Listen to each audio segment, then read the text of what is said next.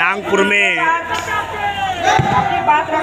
Buddhist international network का 5वां राष्ट्रीय अधिवेशन 5 अक्टूबर को नागपुर दहीपुरा ऊँट खाना में हो रहा है, उसमें जिसकी अध्यक्षता कर रहे माननीय विलास खरात और इस कार्यक्रम की मेन अध्यक्षता कर रहे माननीय वामन मेश्राम साहब।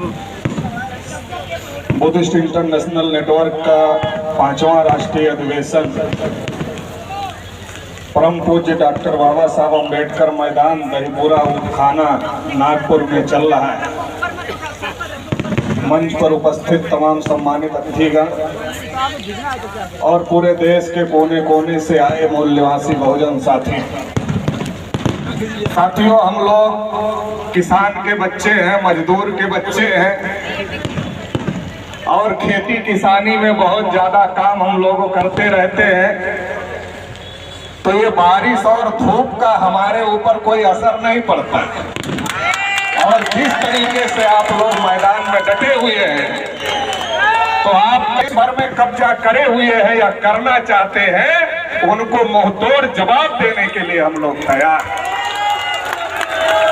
साथियों, ये जो भारत देश है, ये बुद्ध और अशोक का देश है। पूरी दुनिया में अगर आप कहीं जाओगे तो ये देश बुद्ध और अशोक के नाम से जाना और पहचाना जाता है।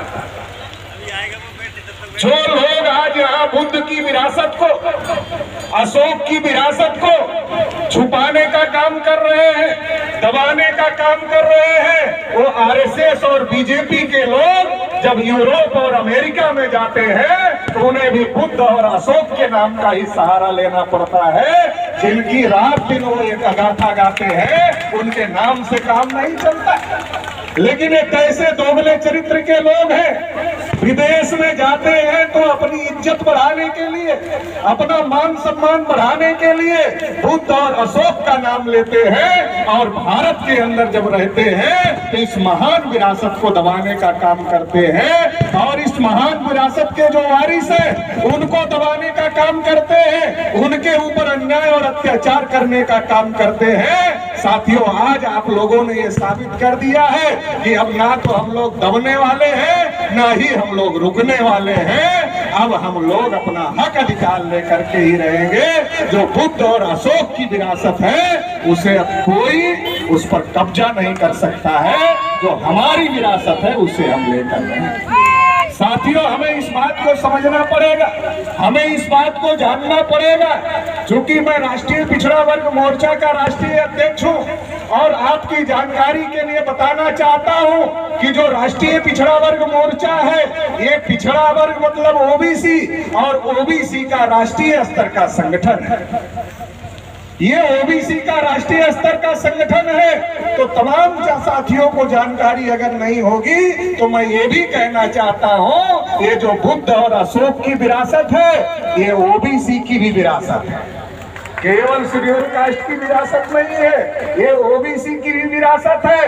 तमाम दूसरे धर्मों में जो लोग चले गए, अलग अलग माइनॉरिटीज के लोग, ये उनकी भी विरासत है। और अगर एक लाइन में ये कहा जाए तो ये जो इस देश का काम किया, जिसने इस देश को सृजित करने का काम किया, जो सिंधु घाटी सभ्यता को बनाने वाले लोग हैं, ये उनकी विरासत है। ये गौरवशाली विरासत हमारी विरासत है।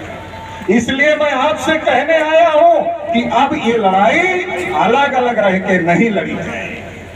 अब ये लड़ाई अलग अलग रह के नहीं लड़ी जाएगी। अगर ये हमारी साझी विरासत है तो एससी, एसटी, ओबीसी और माइनॉरिटी जो आपस में ब्लड के भाई हैं, डीएनए ने साबित कर दिया भाई है, ये भाई मिल करके अपनी लड़ाई लड़ेंगे और जो हमारी विरासत है, जो हमारी गौरवशाली विरासत है, उस विरासत पर क्या है वो कब्जा हटाने का काम हम लोग करेंगे।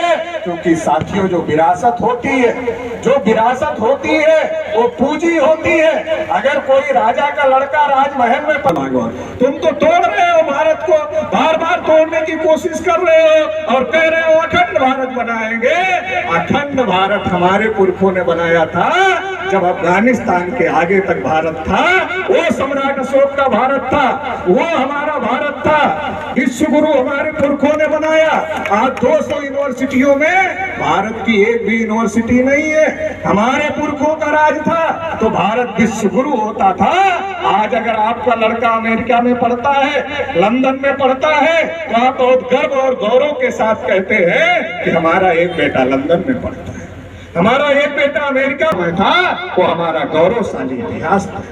आज हम लोग और हमारे लोग बुद्ध के साथ इकट्ठा हुए, और जब हमारे लोग बुद्ध के साथ इकट्ठा हुए थे तो केवल सामाजिक क्रांति ही नहीं हुई थी, राजनीतिक क्रांति हुई थी। और इतना बड़ा भारत, इतना विशाल भारत, इतना गौरवशाली इतिहास कायम हुआ।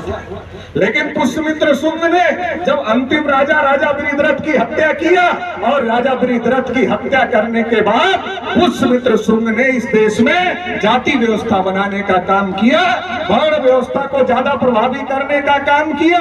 हमारे में से ही कुछ लोगों को अछूत बनाया गया, कुछ को सछूत बनाया गया, और सूत्रों अतिसूत्रों को पढ़ने लिखने के अधिकार से, धन संपत्ति रखने के अधिकार से, बोलने सुनने के अधिकार से, कुर्सी पर बैठने तक से अधिकार से रोका गया। ये जो बांटने वाले लोग हैं यही हमारे दुश्मन हैं। जो बांटने वाले लोग हैं ये दुश्मन है, इनसे सावधान। अलग लड़ेंगे तो हमारी किसी भी समस्या का समाधान नहीं हो सकता है। इसलिए हम लोगों को एकजुट होकर के लड़ाई लड़ना पड़ेगा। 5वां राष्ट्रीय सम्मेलन हो रहा है और आप लोग बहुत बड़े से बढ़ रहा है। ये कारवां जितना तेजी से बढ़ रहा है, आने वाले समय में निश्चित रूप से भारत को हम लोग विश्व गुरु बनाएंगे, सोने की चिड़िया बनाएंगे। जो कहते हैं विश्व गुरु बनाएंगे वो बनाने वाले नहीं है, जो कह रहे हैं बनाएंगे वो बनाने वाले नहीं है। क्योंकि वो तो इलेक्शन के पहले कहते हैं देश नहीं बिकने दूंगा,